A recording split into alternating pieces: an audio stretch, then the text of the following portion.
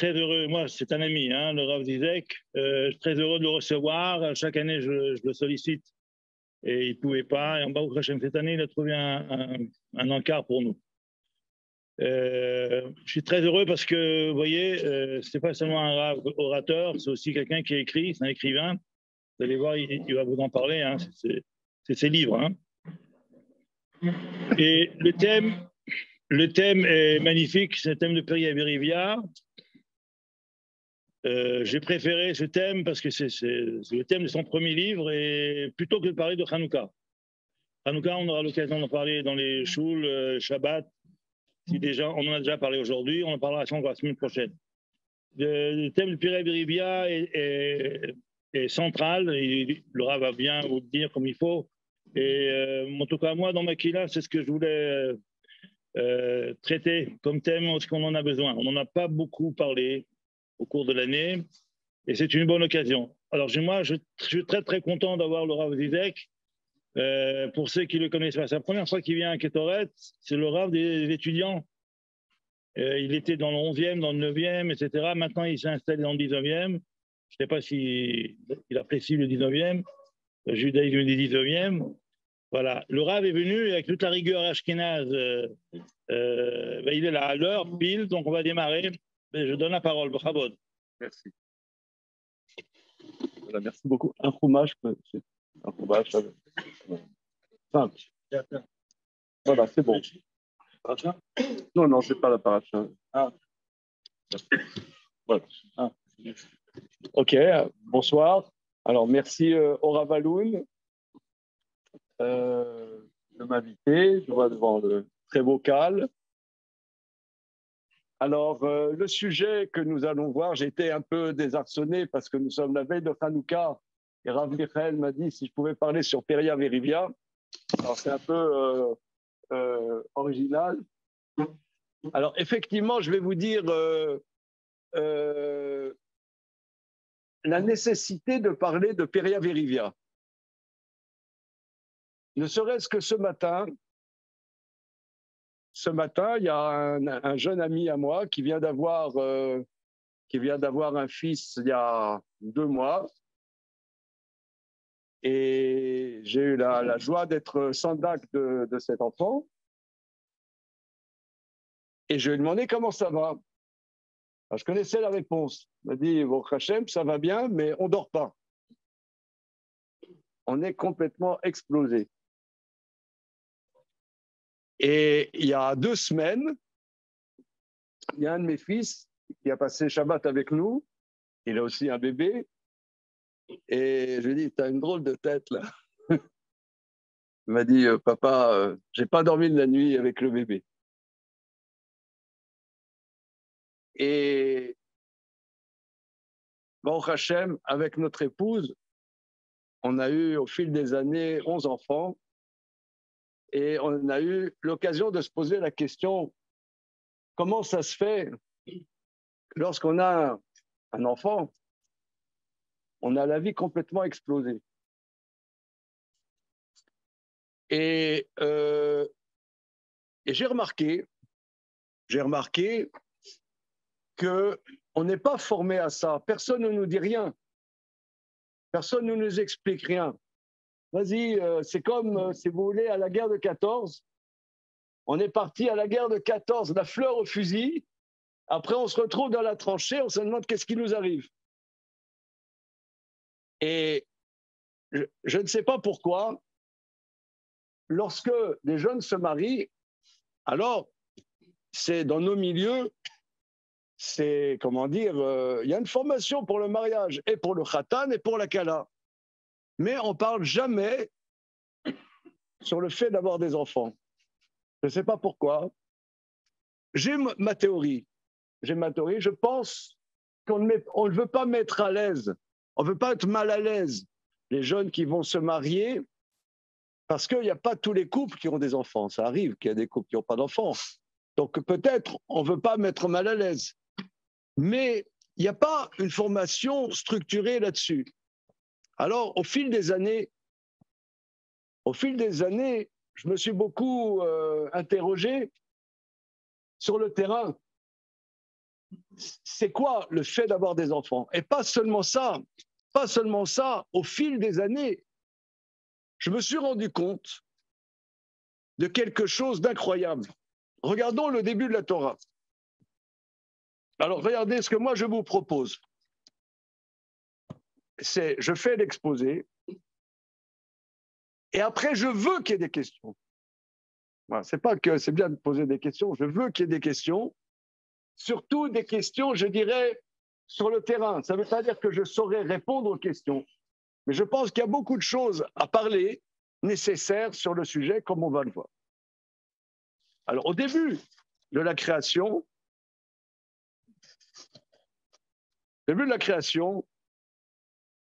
le passouk est comme ça. Voilà. Début de la création, le début est comme ça. Vaïvra Elohim et Adam et Salmo, Betselem Elohim bara oto, Zachar unekeva bara otam. Vaïvra Elohim et Adam et Salmo, Dieu créa l'homme à son image, Betselem Elohim bara oto, on va traduire simplement Betselem Elohim à l'image de Dieu. Il y a des livres entiers qui ont été écrits dessus. Hein. Dieu a créé l'homme. Dieu créa l'homme à son image. Betselem Elohim bara oto, à l'image de Dieu, il l'a créé. Zachar unekeva bara otam. Il les a créés, Zachar unekeva. Ça, c'est très, très important. L'homme, c'est un homme et une femme. Un homme, c'est pas un homme. Toi, monsieur, t'es pas un homme. Toi, t'es pas un homme. Toi, t'es pas un homme. Toi, t'es pas un homme. Moi, je ne suis pas un homme. Un homme, c'est un homme et une femme. C'est ce que la Gemara dit dans Masechet Yevamot. Celui qui n'est pas marié n'est pas Adam. Adam, Zachar ou Nekeva bara otam. C'est vrai, c'est très important. C'est très, très important de réaliser ça. Parce qu'on est. Il y a des gens qui. Il y a des gens qui me disent. Des gens qui me disent voilà. Je ne peux plus vivre avec ma femme, ou la femme qui dit moi je ne peux plus vivre avec mon mari parce que c'est un frein à la construction de moi-même. C'est un frein à la construction de moi-même. Mais toi-même, c'est toi avec ton mari, et ton mari, le mari, c'est lui avec sa femme. C'est comme ça qu'Akadosh Baruch Hu a créé l'homme. Zachar ou Nekeva bara otam. Ensuite, Vayevarer otam Elokim. Dieu les a bénis. Très important. Très important. C'est-à-dire, un homme, une femme, il faut une bracha. C'est ce que la Gemara elle dit, que Kala belo bracha, asura le baala kenida. Un homme, il a épousé une femme, s'il n'y a pas eu les shiva brachot, ils n'ont pas le droit de vivre ensemble.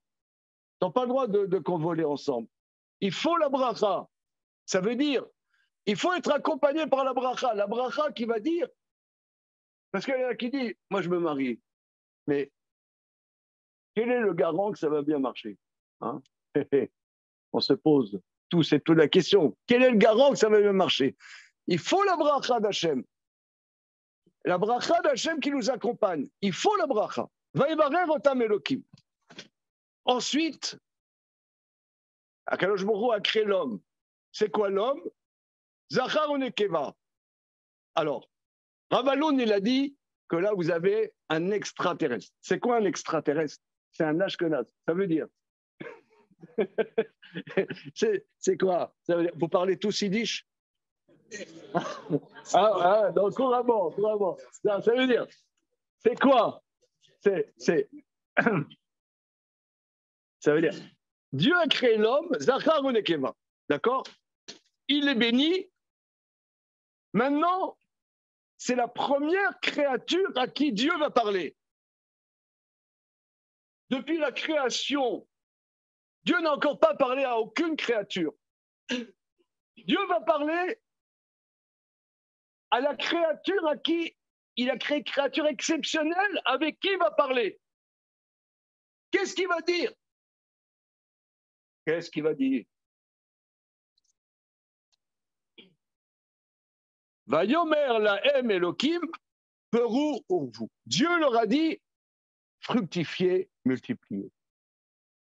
Il leur a dit, ayez des enfants. C'est ça qu'il va dire. C'est ça la première chose que Dieu a à dire. C'est dingue, non?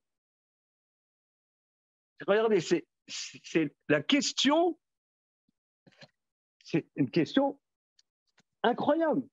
D'ailleurs, tellement incroyable, j'ai vu dans aucun livre soulever cette question. Pourquoi la première chose que Dieu ait dite à l'humain, fructifie, multiplie? C'est la seule chose, première chose que tu as à dire. Et pas la première chose, moi, on a dit que tu me serviras, tu accompliras mes commandements, tu me craindras, je ne sais pas quoi, tu ne mangeras pas du fruit de l'arbre de la connaissance du bon et du mauvais. Que nenni, pas du tout. Première chose qu'il dit, pour vous fructifier, multiplier. Pourquoi? Alors je vais vous dire, je me suis tellement posé cette question que j'ai écrit un livre de 400 pages là-dessus. Mais il y a un problème. Il y a un problème majeur, il n'y a aucune image. Il n'y a pas d'image. C'est un livre, et je vais vous dire en plus, que ce livre ne m'a pas suffi. J'ai écrit un deuxième livre, donc on peut dire que presque cette thématique est développée dans le deuxième livre. Quand j'ai terminé ce livre,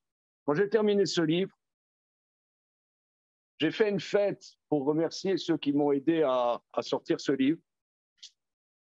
Donc, écrire un livre, ça me demande, bon Hachem, des années. Ça me demande 8 ans peut-être pour écrire un livre. Ce n'est pas en 3 mois. Et quand c'est sorti, donc j'ai fait une fête pour ceux qui m'ont aidé à écrire ce livre. Et dans cette fête, j'ai réalisé quelque chose que pendant les 8 ans que j'ai mis à écrire le livre, je n'avais pas réalisé. Je vais vous dire quoi. Mon père, qui est décédé il y a 5 ans environ, Alav Shalom, était accoucheur. Il était accoucheur, obstétricien. Accoucheur.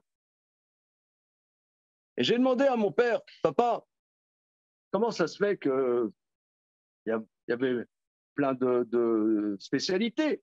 Pourquoi tu étais accoucheur? Il m'a dit qu'il voulait être médecin, mais de personnes pas malades.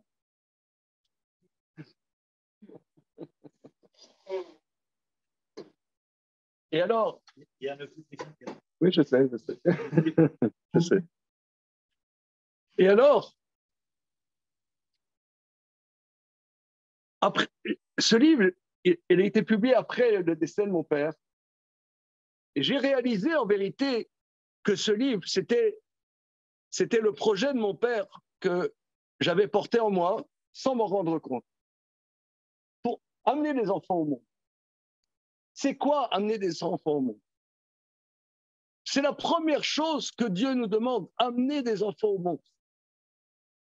Et j'étais présent au Hachem, aux 11 accouchements de ma femme.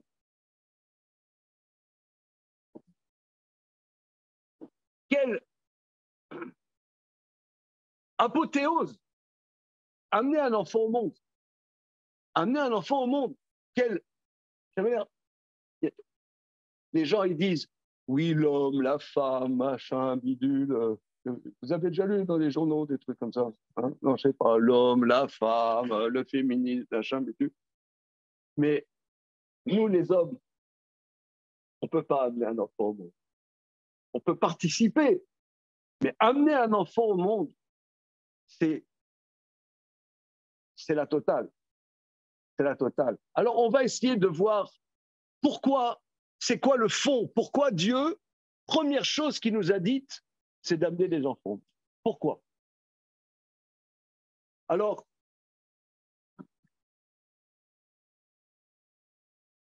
vous connaissez tous et toutes la Mishnah dans le traité Yevamot, Samech Aleph Amoulbet.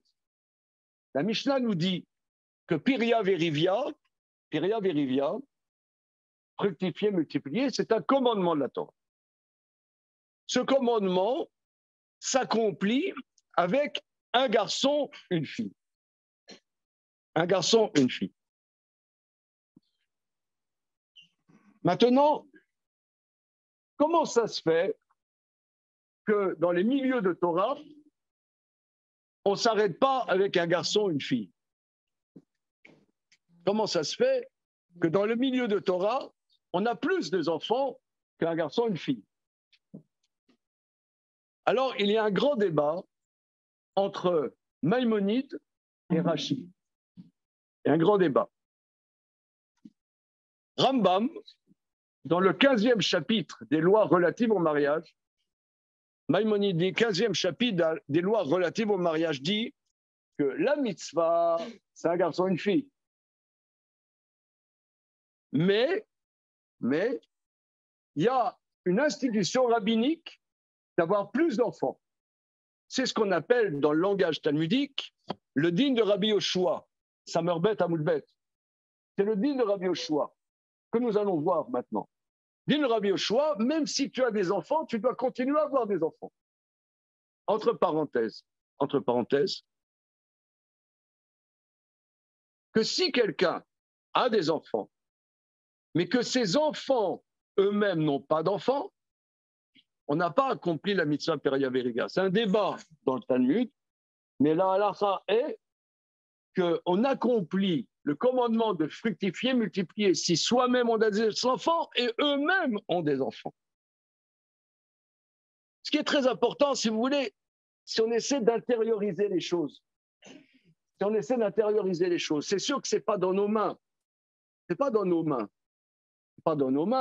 Nos enfants, ils sont libres. Ils construisent leur vie. Et ils auront des enfants, ils n'auront pas d'enfants. Qu'est-ce que je peux faire là-dessus? Mais néanmoins, on accomplit Piria Verivia si on donne envie à nos enfants d'avoir des enfants eux-mêmes. S'ils ont grandi dans une maison où avoir des enfants, c'est vécu comme quelque chose de positif. Si c'est vécu comme quelque chose, c'est une catastrophe, c'est une calamité, on ne s'en sort pas, on est dépassé par les événements, etc. Alors c'est difficile que nos enfants, ensuite, ils aient envie, encore eux-mêmes, d'avoir des enfants. Et tellement que Rav Moshe Feinstein, grand décisionnaire, Rav Moshe Feinstein qui est décédé il y a 36 ans, Rav Moshe Feinstein, très grand décisionnaire, il dit, d'après la halakha stricte, lorsque nos enfants sont bar mitzvah, on n'a aucune obligation de subvenir à leurs besoins. Enfant bar mitzvah, notez ça. Notez. Ouais. Alors, au niveau de la halakha stricte, nos enfants sont bar mitzvah, il n'y a aucune obligation, d'une quelconque manière, de subvenir aux besoins de nos enfants, seulement peut-être à titre de tzedaka. De la même manière que la tzedaka, on doit subvenir aux besoins de pauvres, si nos enfants, comment ils vont vivre, dans cette tzedaka. Mais ce n'est pas une obligation stricte, ni de la Torah, ni rabbinique. Mais Rav Feinstein dit, dans une de ses responsables, dans un de ses tchouvas, que même nos enfants mariés, aider financièrement nos enfants mariés, ça rentre dans la mitzvah de Piria Berivia. C'est que si nos enfants sont dans des difficultés, ils sont mariés, mais ils ont des difficultés, eh bien, les accompagner, même financièrement, eh bien, on les aide comme ça, on les soutient, on leur donne du courage. Et comme ça, on leur donne aussi la possibilité eux-mêmes de faire Piria Berivia. Donc ça, c'est Piria Berivia, si vous voulez, ne s'arrête pas avec le fait d'avoir un enfant au monde, un enfant, un garçon, une fille. Alors, il y a le din de Rabbi Yoshua. J'ai fait des photocopies là-dessus. Alors, Rabbi Michael m'a dit qu'il y aurait du monde. mais j'ai pas fait trop de photocopies. Vous copiez sur le voisin.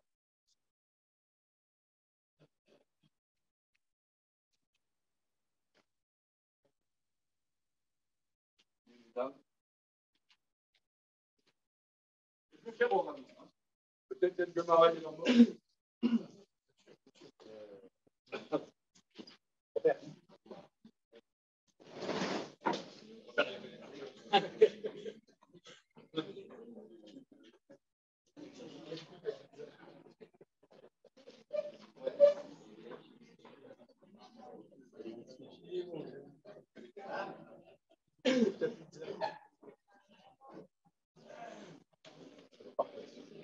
Voilà.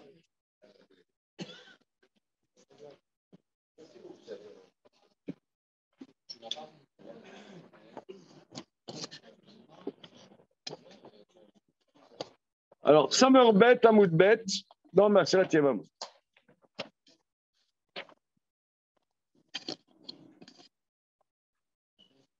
Alors, c'est au milieu de la page.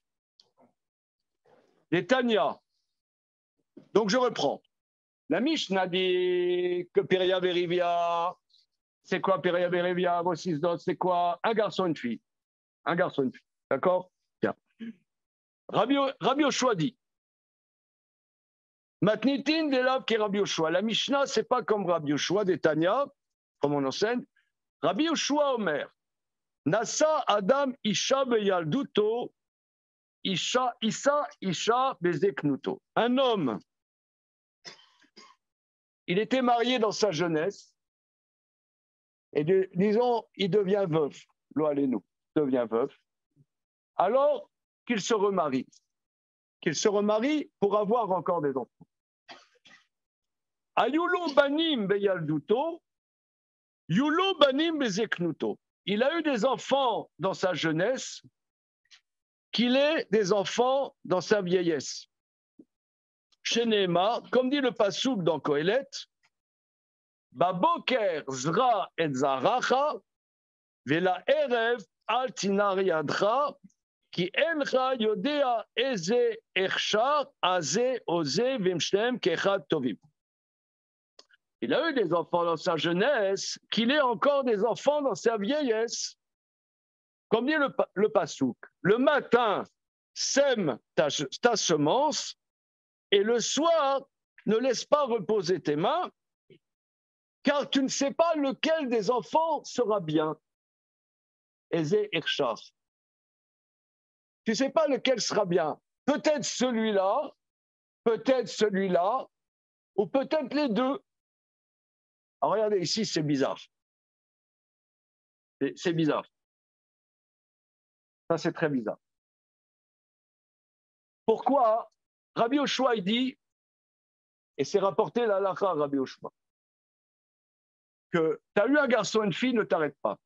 Il faut que tu aies encore des enfants. Pourquoi? Tu ne sais pas lequel de tes enfants sera bien. Qu'est-ce que vous en pensez de ça? Au contraire, regardez dans la manière française de voir les choses, à la limite, c'est le contraire. Quand on n'a pas beaucoup d'enfants, on peut mieux s'en occuper. Ils vont tous bien, vont faire des grandes études, ils vont faire des cours de violoncelle, des cours de danse, des cours de Krav Maga. On pourra bien s'occuper. Qu'est-ce que la Gemara dit? Il faut que tu aies des enfants, encore des enfants. Peut-être que dans le tas, tu en auras un qui va être bien. D'abord, c'est pas qu'est-ce que veut dire un qui va être bien. C'est quoi bien? C'est un gosse qui est bien. C'est quoi? Il fait plaisir à ses parents. Comment? Peut-être. C'est quoi? Un enfant Irshar. Regardez, nous, on dirait le contraire. Nous, on dirait le contraire. Que pour qu'on ait les enfants bien, on n'a pas beaucoup d'enfants, on investit tout avec ses enfants, on leur donne les possibilités de faire des grandes études, et ils vont être bien.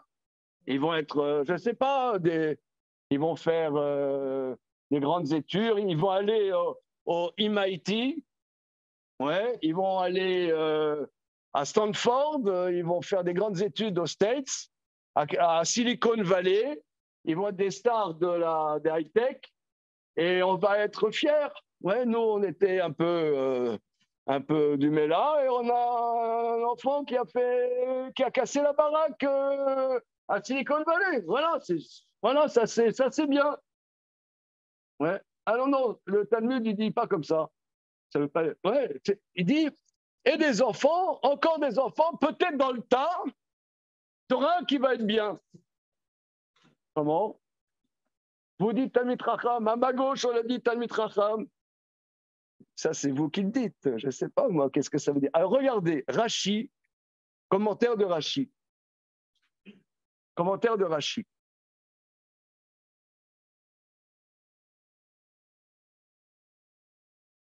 Ézé Irchar. Alors, Rashi, il est toujours très court et très puissant. Mais c'est une bombe atomique. Il est très court et très puissant. Regardez Rashi. Ézé Irchar, Ézé Zera Yehagun, Ve'ire Shamayim ou Mitkayem.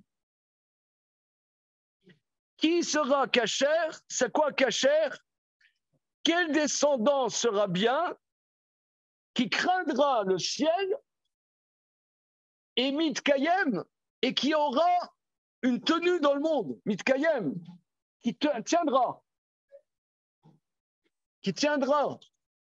le choc, Mitkayem, qui tiendra. Puisqu'on a dit que Piria Verivia, c'est avoir des enfants qui eux-mêmes auront des enfants, mais qui pourront se débrouiller dans le monde. Ça veut dire, je comprends Rashi comme ça. Et là, je crois qu'on va rentrer dans le sujet. Les enfants, c'est pas seulement avoir des enfants quand ils sont petits. Les enfants, quand ils grandissent, ils nous échappent. Ils nous échappent. Ils font leur chemin. Des fois, ils ont des difficultés, nos enfants. Il y a des enfants où ça se passe bien. Il y a des enfants où il y a des difficultés. Ils ont du mal à se débrouiller dans l'existence. Akadosh Baruch Hu, il a fait un truc incroyable. C'est qu'il y a une génération entre les parents et les enfants. Les parents, ils ont roulé leur bosse, je dirais minimum 25 ans de plus que les enfants. Donc nous, on a des enfants. Mais on voit, on a fait des erreurs, on a réfléchi, on a un peu d'expérience. Et on voit nos enfants qui, eux, vont faire leur chemin, se trompent, se recherchent. On aimerait leur dire, suis pas ce chemin, tu vas te fourvoyer. Mais c'est trop tard. Comment on va se débrouiller? Les enfants, ça nous dépasse. Les enfants, amener des enfants, regardez, par exemple, j'ai un de mes élèves qui est un jeune urologue, il a terminé ses études d'urologie, il est urologue. J'ai discuté beaucoup avec lui parce qu'il s'est marié, j'ai fait une formation avec lui sur le mariage. Il m'a dit qu'en tant qu'urologue, à l'hôpital, il y a plein de jeunes non-juifs qui viennent pour des hommes, pour leur faire la section, la césoctomie, je ne sais pas comment on l'appelle exactement. Voilà, vasectomie, pour qu'ils n'aient pas la possibilité d'avoir d'enfants. Ils ne veulent pas d'enfants. Ils ne veulent pas d'enfants. Tu discutes avec eux, ouais, les enfants, ça, c'est des difficultés. Moi, ce que je veux, c'est vivre tranquille, pas d'enfants, ouais, pas de responsabilité, construire ma vie. Et les enfants, c'est que des questions, des difficultés. C'est des choses qui nous échappent. Rachid nous dit le mot. Pour avoir des enfants, il faut comprendre que la vie, il y a au-dessus de nous Akadosh Baruch Hu. Avoir des enfants, c'est être associé avec le Boré Olam. C'est pour ça que si toi, tu crois que tu vas diriger ta vie, tu vas limiter le fait d'avoir des enfants, tu vas limiter, voilà, moi, ce que je veux, 3 enfants et 2 poissons rouges. Je limite les choses. Je veux limiter, ma vie, ça va être ça. Ça, c'est le contraire de Hirat Shamaim. Donc, c'est ce que Rachid nous dit. Quelqu'un qui s'investit dans le fait d'avoir des enfants, il s'investit dans le fait d'avoir des enfants, il comprend, en vérité, il comprend qu'il ne doit pas limiter les choses. Il doit donner la possibilité au monde de vivre. Aujourd'hui, les gens, ils pensent, ah, il y a la pollution, il y a la guerre en Ukraine. Le prix du litre de tournesol a triplé. Comment, dans un monde où le prix du litre de tournesol a triplé, on peut amener des enfants dans ce monde? Eh bien, amener des enfants, c'est comprendre qu'en vérité, ce n'est pas nous qui dirigeons le monde. Si nous, on a confiance, donc les enfants, ils sont dans cette atmosphère de confiance, cette atmosphère qu'il y a au-dessus de nous Akadosh Baruch Hu qui dirige les choses, alors ils pourront avoir une place dans l'existence. J'aimerais rajouter, il y a énormément de passages dans la Gemara sur ce sujet, énormément. Comme je vous ai dit, j'ai écrit un livre sur ce sujet parce que c'est vraiment le début de l'humanité commence par Péria Viridia. La Gemara, la flamme d'Aleph, dans le traité Shabbat, dit, la Gemara, dans le traité Shabbat, la flamme d'Aleph dit, lorsque quelqu'un meurt, on lui pose 6 questions pour savoir est-ce qu'il peut aller dans Olam Haba. Est-ce qu'il peut aller dans Olam Haba? Le Maharal de Prague explique. Ici, on est dans un monde matériel. Et après la mort, on va dans un monde qui n'est pas matériel. Par exemple, vous avez ici une bouteille magnifique de cristalline. 50 centilitres. Est-ce qu'après la mort, il y a encore des bouteilles de cristalline 50 centilitres? Il n'y a pas. Ici, un smartphone. Est-ce qu'après la mort, il y a des smartphones? Il n'y a pas. Donc, il faut savoir, est-ce qu'on est adapté à un monde qui n'est pas matériel? Après la mort, est-ce qu'on est adapté à un monde qui n'est pas matériel? Alors, la Gemara dit, il y a un examen, 6 questions. Première question. Première question. Nasata venatata be emuna. Est-ce que tu as été honnête?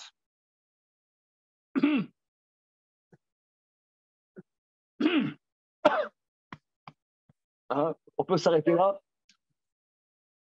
Alors, ça veut dire Nasata venatata be emuna. Le Maharal explique. Le Maharal de Prague explique. Dans le monde, on ne peut pas vivre sans des échanges commerciaux. On ne peut pas vivre. Ça veut dire, disons que moi, je produis des pommes de terre, je ne peux pas vivre qu'avec des pommes de terre. J'ai besoin de haricots, donc je vends mes pommes de terre pour acheter des haricots. Voilà. Les choses ont un prix. Maintenant, si je profite, par exemple, de l'ignorance de l'autre du prix pour lui prendre plus d'argent que ce qui revient, ça veut dire que je suis accroché au lamazé, qui est quelque chose d'honnête, une balance d'honnêteté, ça c'est la base. Mais si je m'accroche à exploiter l'autre, à faire des magouilles, ça veut dire que je m'accroche au lamazé, on n'est pas adapté au monde futur. Ça c'est première question. Deuxième question, Kavata etim la Torah. Est-ce que tu as fixé des moments d'étude de la Torah? Le Maharal explique. Kavata etim la Torah. Le Maharal explique qu'on a toujours plein de choses à faire. Plein de choses à faire. Surtout, nous, les Parisiens, on est toujours occupés C'est toujours plein de choses à faire. Mais si on ne se fixe pas des moments pour construire notre Neshama, des moments, c'est fixe. Voilà. Il faut des moments fixes. Vous venez ici au Beth Midrash Ketoret, à des moments fixes. Vous avez un chiour, 2 chiours. C'est des moments fixes. C'est des moments, quoi qu'il arrive, je suis là. Ça veut dire que c'est le principal. Construire ma Neshama, j'ai fixé des moments. Il n'y a pas que ça. OK, il n'y a pas que ça. Je vais m'occuper du reste. Mais Kavata et Timlato. Ça, c'est construire ma Neshama, et je me semble-t-il que ça, c'est pour les hommes et pour les femmes. Les femmes n'ont pas la mitzvah d'étudier la Torah, mais fixer des moments d'étude, construire la Neshama, ça, c'est pour les hommes et c'est pour les femmes. Troisième question. Asakta Piria Berivia. Est-ce que tu t'es investi dans le fait d'amener des enfants au monde? Mais les enfants, c'est Olamazé. Qu'est-ce que ça a à voir, amener des enfants au monde, avec le monde futur? Qu'est-ce que ça a à voir? Pourquoi, dans les 6 questions, pour savoir est-ce qu'on est adapté au monde futur, est-ce qu'un sac table est pire bien? Mais les enfants, c'est aller à Auchan acheter des couches, c'est aller à Hyper Cacher acheter le lait maternisé, c'est acheter des lingettes pour nettoyer les bébés. Donc, qu'est-ce que ça a à voir, les enfants, avec Olam Haba? Il me semble expliquer comme ça. Olam Haba, c'est le monde de la pensée. La 5e question, 6e question, 5e question, la 5e question, c'est pile palta bechokma. Est-ce que tu as été me palpel dans la connaissance, que tu as recherché, tu as discuté pour comprendre les choses? Pile palta bechokma. Olam Haba, c'est un monde qui n'est pas matériel, c'est que de la pensée. Or, les enfants, c'est que de la pensée. Il y a une de mes filles, Baruch Hashem, elle a des difficultés avec ses enfants. Elle a des enfants difficiles. Ils se bagarrent tout le temps, vous les mettez ensemble, ils se disputent, ils se machin. C'est incroyable. Elle ne sait pas comment faire que jalousie entre les frères, trouver un équilibre là-dedans. Je dis, réfléchir à ça, tu construis ton Olam Haba. Là, la réflexion, les enfants, ça nous fait réfléchir. Ça nous fait réfléchir. Il y a des enfants, ils réussissent bien à l'école. Tant mieux. Les enfants, ils ont des difficultés. Ils ont des difficultés. Il y en a, ils ne sont pas adaptés à l'école. Et les professeurs ne comprennent pas leur truc, comment ils fonctionnent. Alors, les parents, ils réfléchissent. Comment faire que ça se passe bien? Cette réflexion, elle nous amène au Olam Haba. C'est-à-dire qu'on réfléchit. On ne réfléchit pas qu'à soi-même. On réfléchit comment ils vont se construire, comment cet enfant il va se construire, comment ce garçon va se construire, comment cette fille va se construire. Cette réflexion, elle nous amène au Olam Haba. On ne réfléchit pas qu'à soi. Cette réflexion, c'est une réflexion de chesed. On veut donner à nos enfants. Cette réflexion de chesed, c'est au Olam Haba même. Les enfants, c'est au Olam Haba. La 4e question, c'est d'autres sujets. Mais en tout cas, la 3e question, Asakta Bepiria Verivia. Asakta Bepiria Verivia.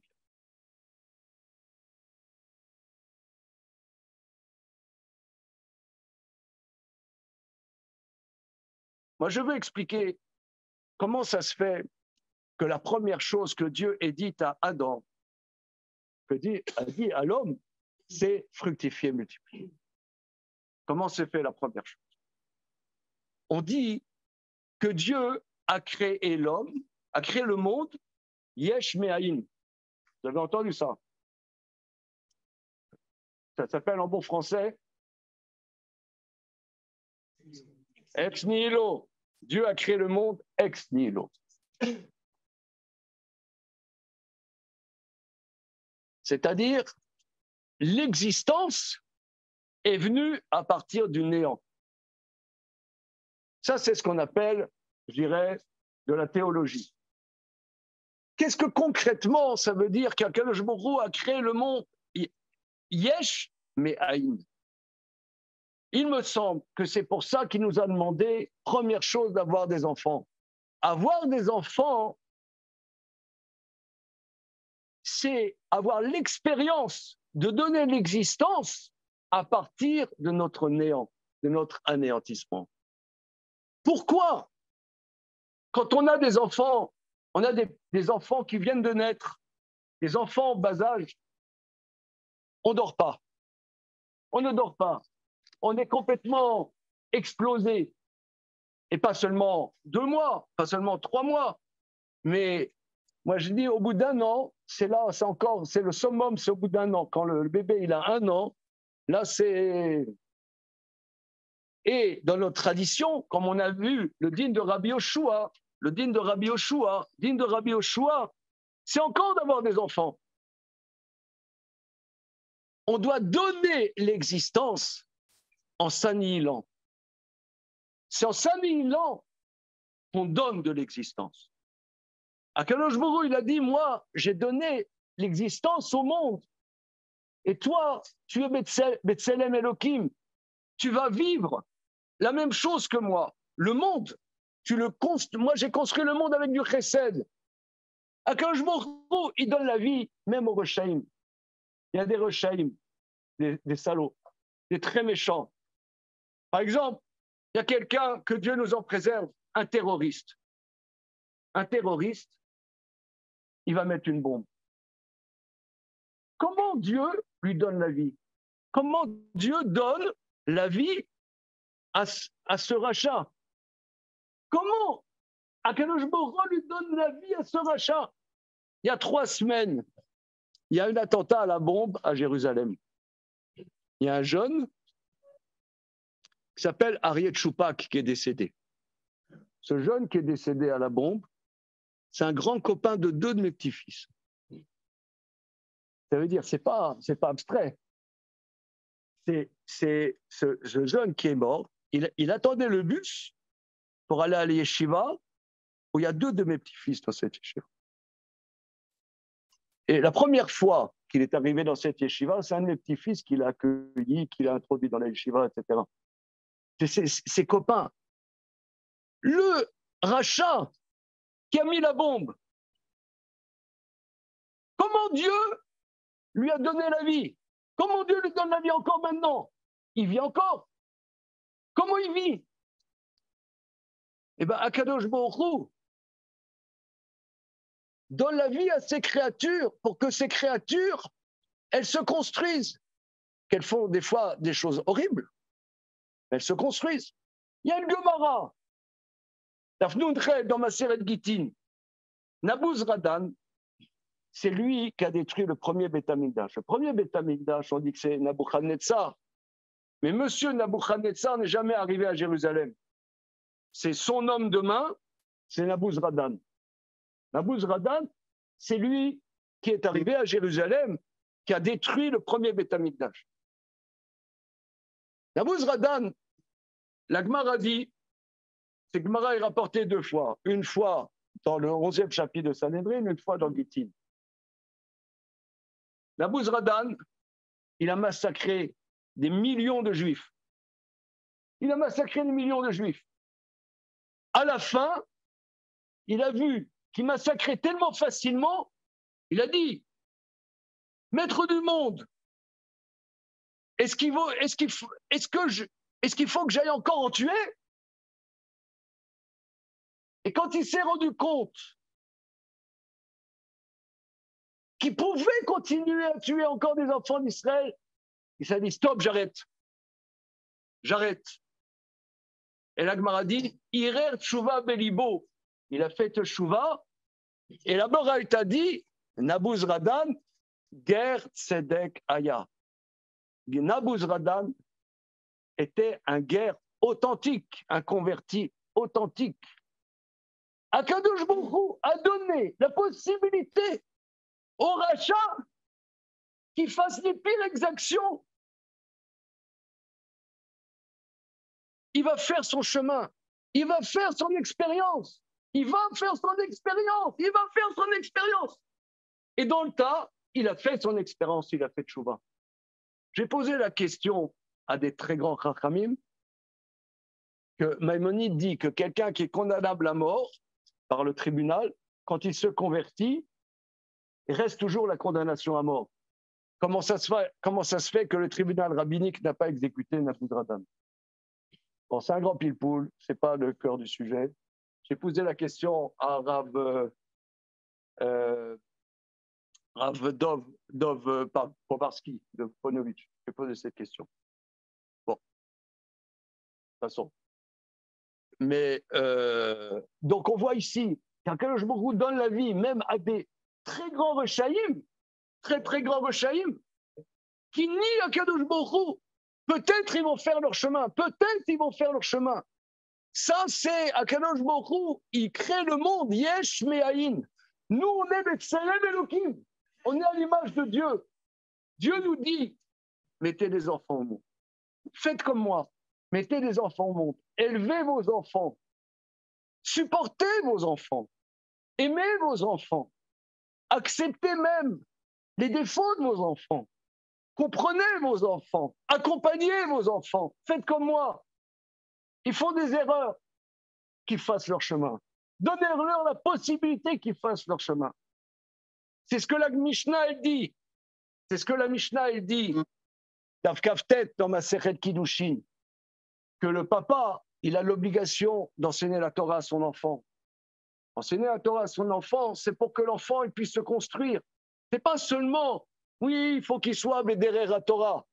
C'est pas ça. On s'en fout que nos enfants soient Bédérer à Torah. On s'en fout. Ce qu'on veut, c'est que l'enfant, il étudie la Torah, qu'il se construise. Et d'après cette démarche, j'explique comment ça se fait que la Mishnah dit dans Yevamot que les femmes, elles n'ont pas la mitzvah de Periaverim. Alors ça, c'est un scandale. Si ma femme était là, elle dirait, je ne comprends pas. C'est nous, on fait tout le travail et nous, on n'a pas la mitzvah. Qu'est-ce que ça veut dire? Qu'est-ce que ça veut dire? Alors, je vais vous dire.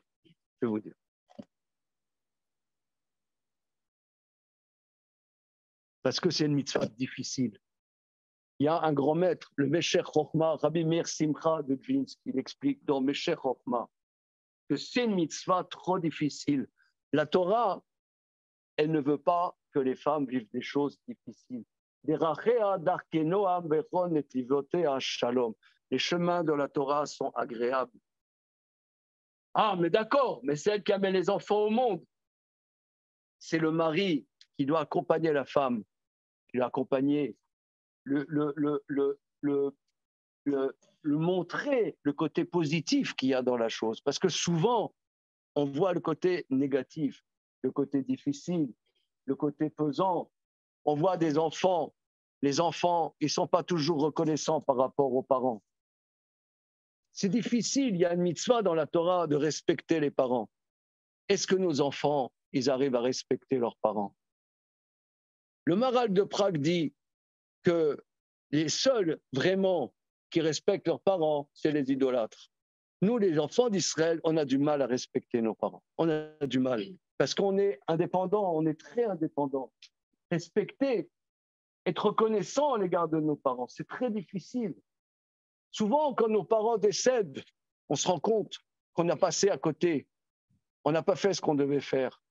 On a des insatisfactions que souvent, on trouvait nos parents comme ci, nos parents comme ça.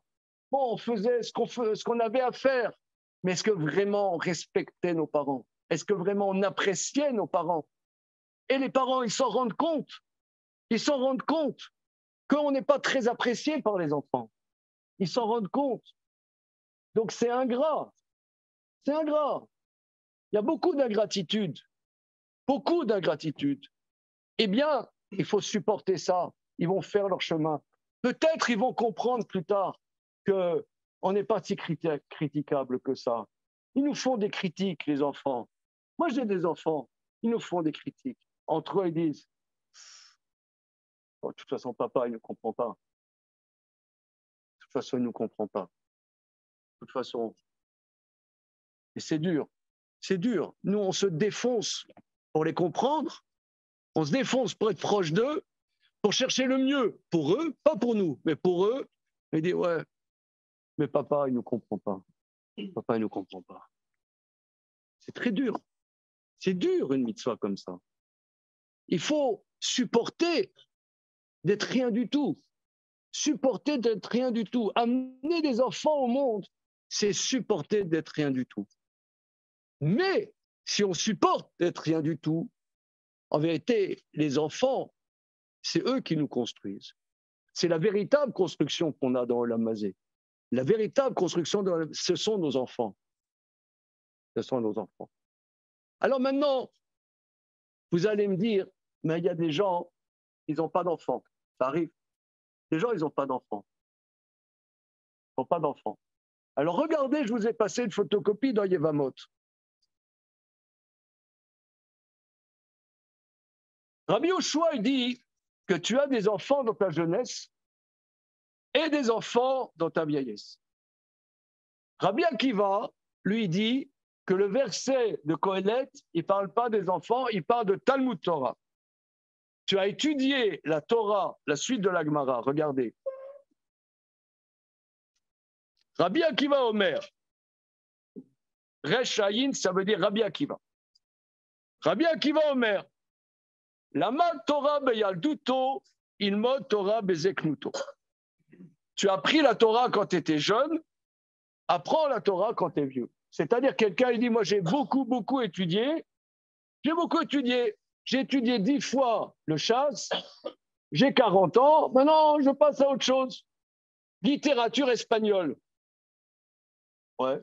Non, tu as étudié dans ta jeunesse, continue à étudier dans ta jeunesse. Ayulo talmidim beyalduto, yulo talmidim bezeknuto. Tu as eu des élèves dans ta jeunesse et des élèves dans ta vieillesse. Quelqu'un, enseigner la Torah, c'est pas être un prof et un moment, il a la retraite. T'enseignes la Torah, continue à enseigner la Torah. Continue. Et d'ailleurs, la Gemara dit, on dit, Amrou, on rapporte, que Rabbi Akiva, il avait 12 000 couples d'élèves, il avait 24 000 élèves, et tous ces élèves, les 24, Rabbi Akiva, il faut savoir, Rabbi Akiva, c'est une génération après la destruction du deuxième Beth Amikdash. Après la destruction du Beth Amikdash, en Eretz Israël, c'était la catastrophe, la destruction du Beth Amikdash, c'était la destruction. Rabbi Akiva, avec sa kedusha, il a réussi à donner l'espoir à tout le peuple juif. Il a enseigné la Torah, il avait 24 000 élèves. 24 000 élèves. Aujourd'hui, il y a des grandes yeshivot. Mais 24 000, hein, c'est balèze. Et ils sont tous morts. Entre Pessah et Shavuot, ils sont tous morts. Pourquoi? On sait, chez l'Onagu Kavod Zedazé, parce qu'ils ne se conféraient pas de Kavod les uns aux autres. Rabbi Akiva, il pouvait être complètement déprimé. Ça veut dire, il a reconstruit tout le peuple juif et tout s'est écroulé. Il pouvait être complètement écroulé, complètement déprimé. La Gemara dit, il a continué à enseigner. La Gemara dit, Aya olam shamem. Le monde était détruit, était déprimé. Al-Shalar Etzel Rabotenu Shebadarom, il est allé vers les Chachamim qui étaient dans le sud. Il a eu 5 élèves. Rabbi Meir, Rabbi Yoshua, Rabbi Nehemia, Rabbi Shimon, Rabbi aussi. Toute la Torah qu'on a, c'est les élèves que Rabbi Akiva il a eu à la fin de sa vie. Imaginez la crainte, la Hirat Shamaïm qui devait avoir Rabbi Akiva de ne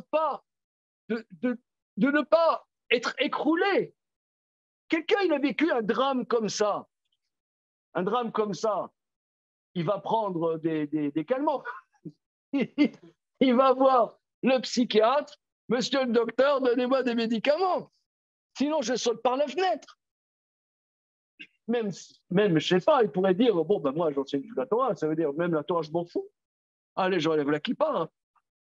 J'enlève la kippa. Non, Rabbi Akiva, il a continué à enseigner.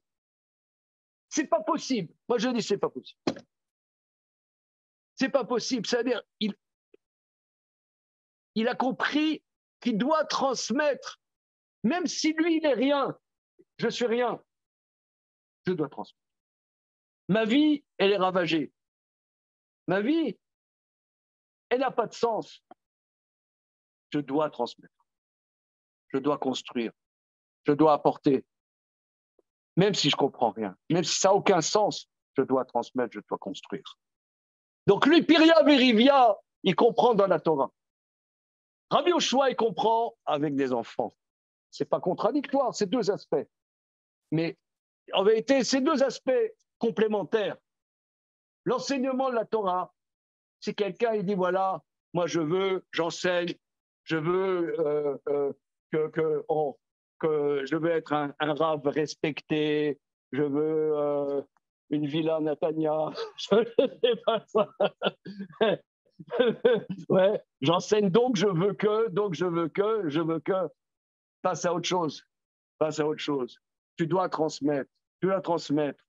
Même si ta vie finalement elle n'a pas de sens, tu dois transmettre. Rabbi Akiva, je pense, on ne peut même pas avoir l'idée de la détresse intérieure que ce monsieur devait vivre. Tous ses élèves chéris disparaître comme ça, il a investi tellement, tous disparus, pas seulement disparus, mais ils ont compris son enseignement de travers. Chez l'Onagou Kavod, ils ont même compris son enseignement de travers. Moi, je dirais, ça va, je passe à autre chose, maintenant je donne des cours de tennis. Hein. Ah, ça s'arrête. Il a continué. Ça ira de chemin. Ça veut dire qu'il y a quelque chose au-dessus de moi. Je dois construire le monde. Je dois donner. Et que les gens ils fassent leur chemin et se construisent par eux-mêmes. Je dois donner. Ça, c'est Tselem Elohim. C'est pour ça la première chose que Dieu a dit à l'homme, fructifiez-moi. Voilà, si vous voulez, ce que je propose. Évidemment, on peut plus développer. Si vous voulez, vous profitez, l'auteur donnera des dédicaces. Voilà. Est-ce qu'il y a des questions? Oui. Oui. Je n'ai pas tout expliqué. Je reprends très bien. Le passage dans le traité Shabbat, la Medalev dit, il y a 6 questions. Première question, Nasata venatata be'emuna, est-ce que tu as commercé avec confiance, de manière honnête?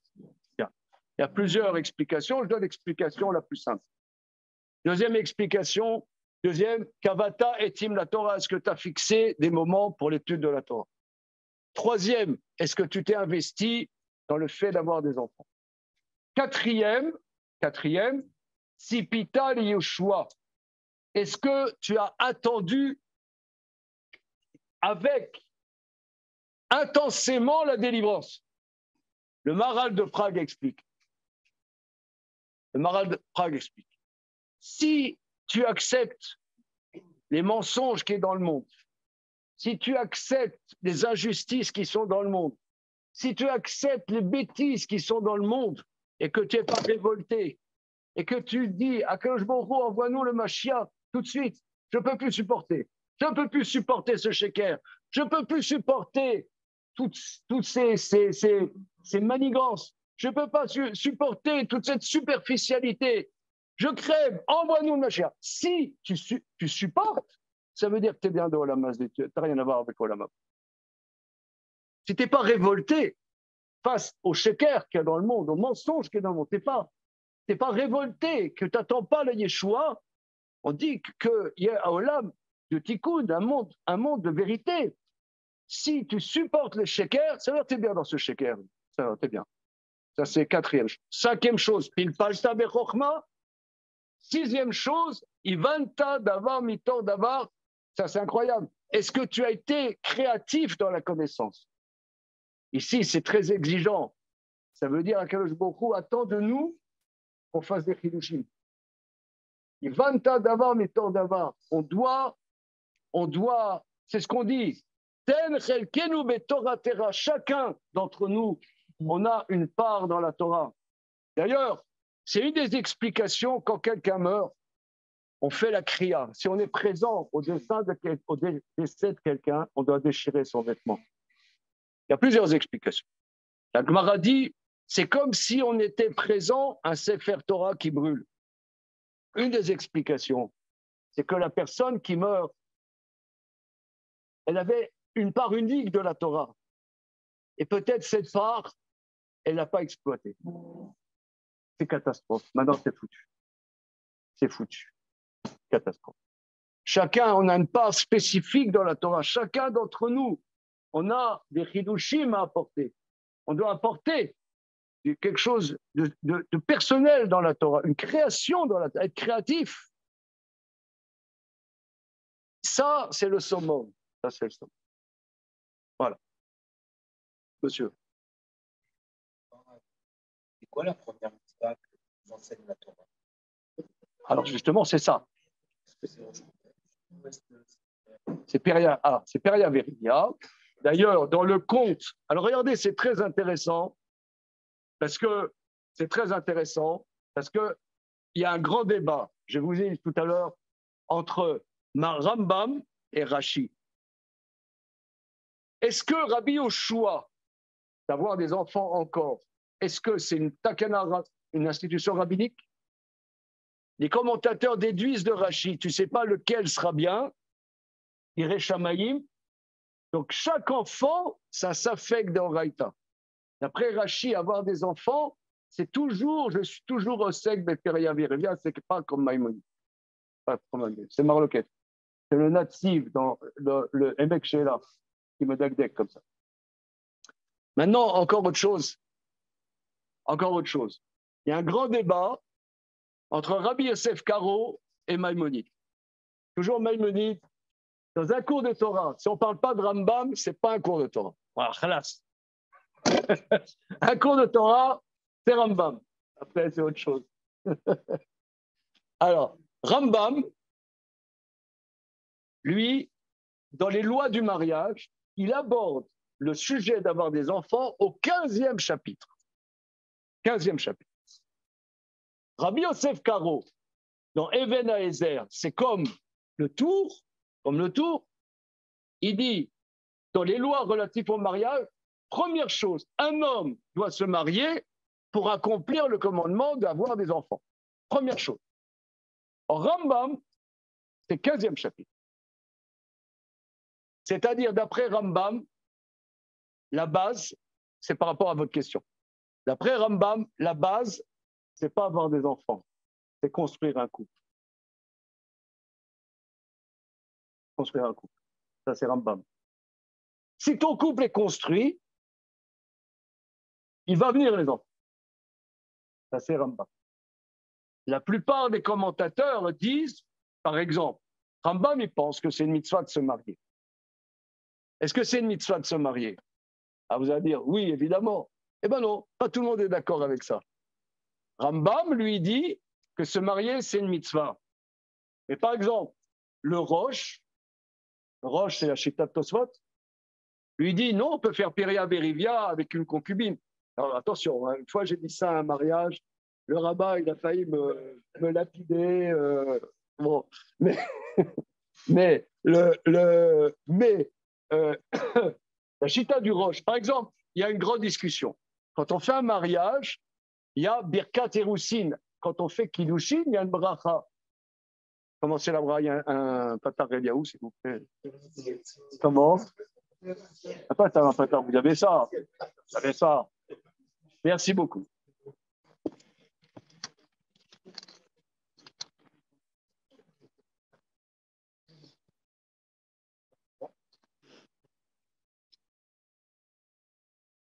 « 365.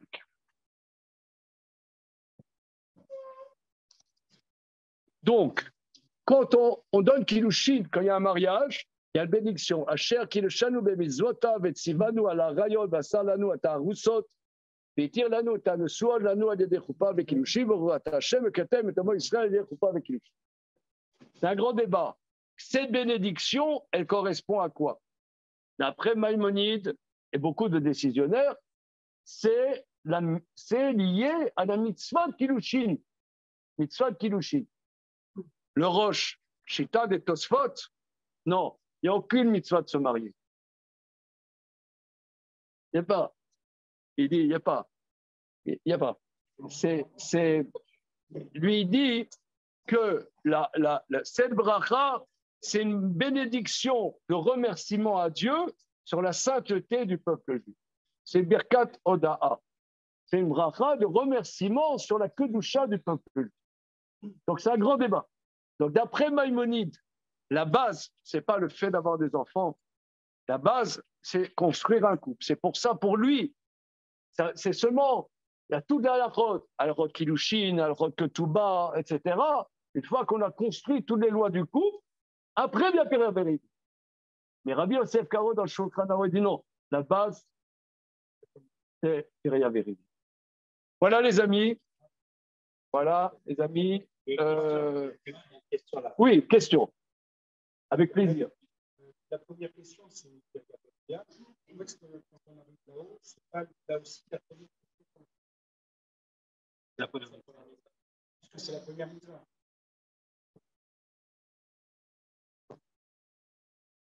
Mais vous pouvez quand même remarquer que rien que dire qu'une question qu'on pose, c'est on introduit quand même la notion d'avoir des enfants comme les questions pour passer dans le monde futur, c'est déjà bizarre. Alors le dire en premier, n'exagérons rien. Déjà, c'est un grand chidouche. C'est un très très grand chidouche.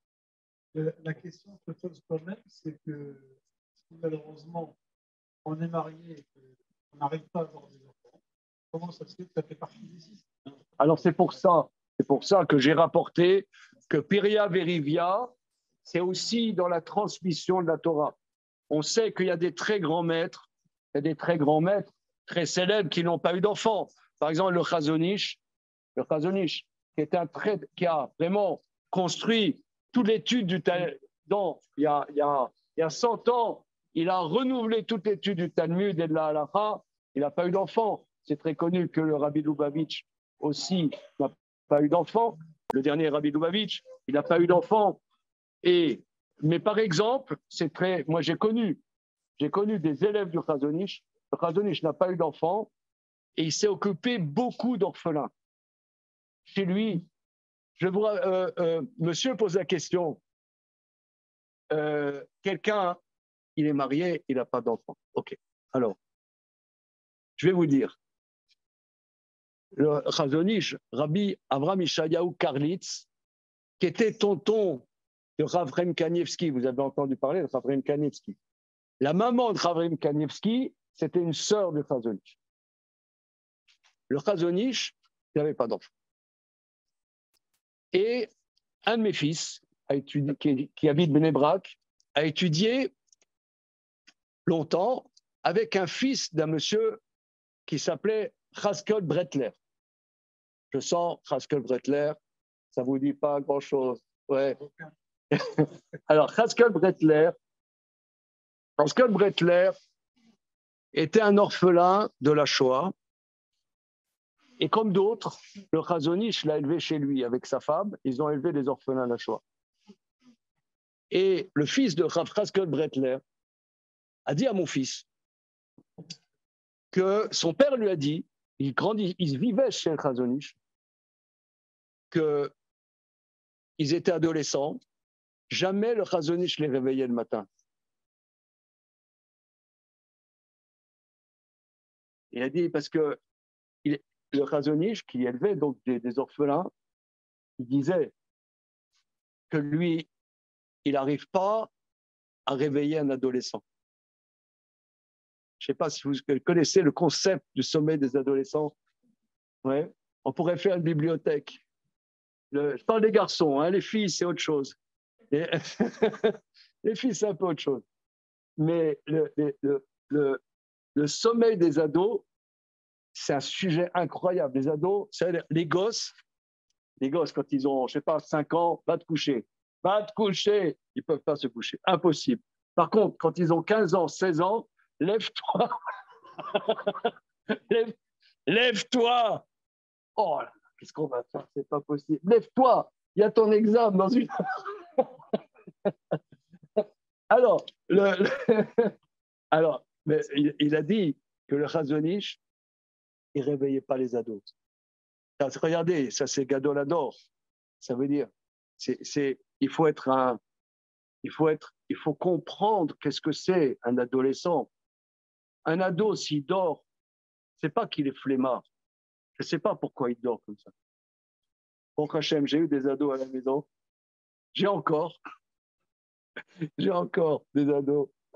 Mais je ne sais pas. J'ai essayé de comprendre. Il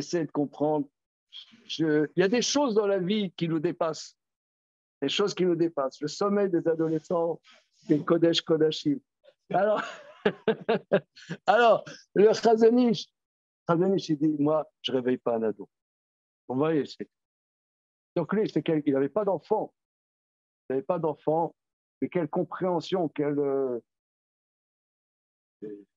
on n'est pas...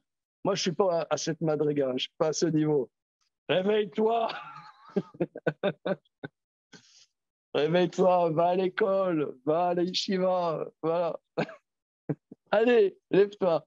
Non, c'est profond, il y a des choses profondes. Je vais vous dire aussi quelque chose de très, très profond que je parle dans le livre. Un mari, quand il se marie, il a 3 obligations à l'égard de son épouse. Il a une obligation de nourrir son épouse. 2e obligation, vêtir son épouse. 3e obligation, avoir une vie conjugale régulière. Pourquoi vêtir est mis sur la même liste que nourrir? On comprend.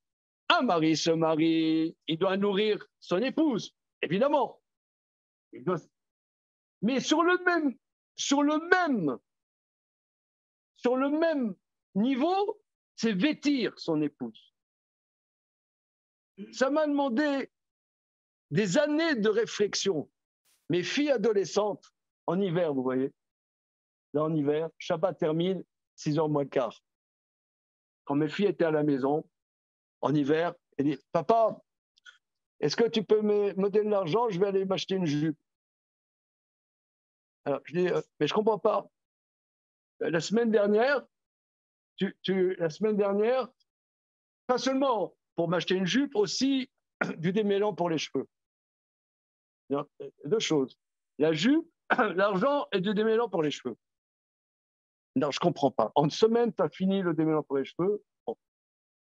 Soit. Mais la semaine dernière, tu m'as demandé de l'argent pour une jupe. Je lui ai dit, mais papa, je ne comprends pas. J'ai mis une fois, je ne vais pas la mettre 2. Ou alors, autre réponse. Papa, j'ai rien à me mettre. Alors, je ne comprends pas. J'ouvre son armoire, elle est bourrée. Qu'est-ce que ça veut dire? J'ai rien à me mettre. C'est quoi le concept? J'ai posé des questions. J'ai essayé de comprendre. C'est quoi? J'ai rien à me mettre? Je vais vous dire ma conclusion. N'ayez pas peur. Je vais vous dire ma conclusion. Et ça, je le développe dans le livre. Je développe dans ce livre. La Gemara dit l'importance de mettre des tzitzit. Le tzitzit, le Maharal de Prague explique. C'est quoi la mitzvah de tzitzit?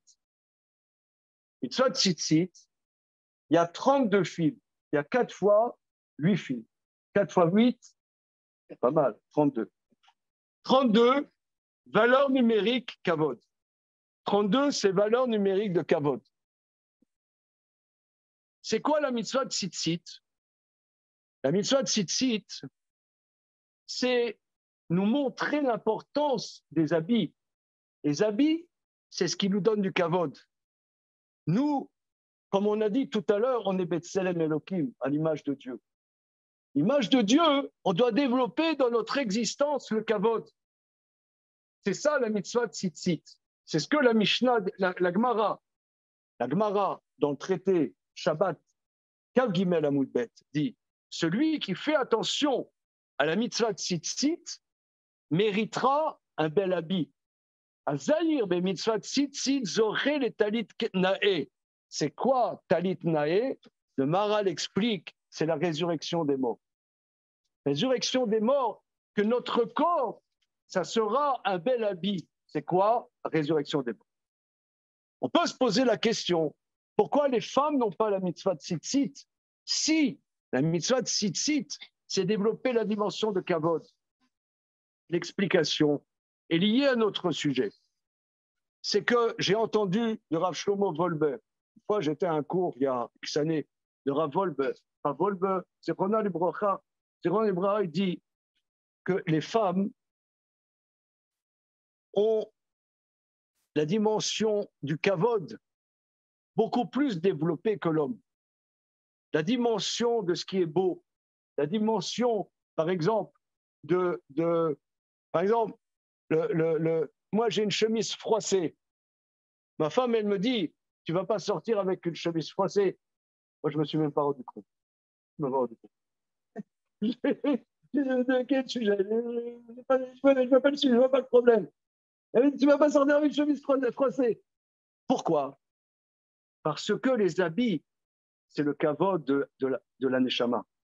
On dit la neshama, on dit Oura kevodi, Oura anevel. Kevodi, le kavod, c'est la neshama. La femme, elle amène la neshama dans le monde. Elle a la perception du kavod. Nous, les hommes, on a besoin de la mitzvah de tzitzit pour développer en nous ces dimensions qui nous manquent, l'importance du kavod. Les dimensions du kavod, c'est la dimension des habits. Les habits, que les habits soient beaux. Par exemple, là, un mari, il a du mal à comprendre. On part à un mariage. On part à un mariage, évidemment, avec 1 heure de retard. D'accord. Alors, on part à un mariage. Mon épouse, elle dit, le foulard, ça ne va pas du tout. Qu'est-ce que tu en penses? Ça me va? Oh, ça va. Ah non, ça ne va pas du tout. Je peux pas partir. Alors, elle cherche encore. Ça veut dire, ces détails, c'est la beauté de la neshama. C'est très, très important. Un homme, il a du mal à comprendre ça. Un homme, c'est une avoda énorme pour comprendre et valoriser. Il y a, que Dieu nous en préserve, des couples qui s'énervent, des choses comme ça. Allez, on part. Il y a le Uber, il attend depuis 3 quarts d'heure. Mais c'est des choses très, très rachou. C'est très important. C'est des choses magnifiques. La beauté, le kavod, les habits. C'est pour ça que c'est une dimension vitale. Les habits, moi je dis que aider sa femme à faire les soldes, c'est une mitzvah d'Atorah. C'est une mitzvah d'Atorah. Bon, alors,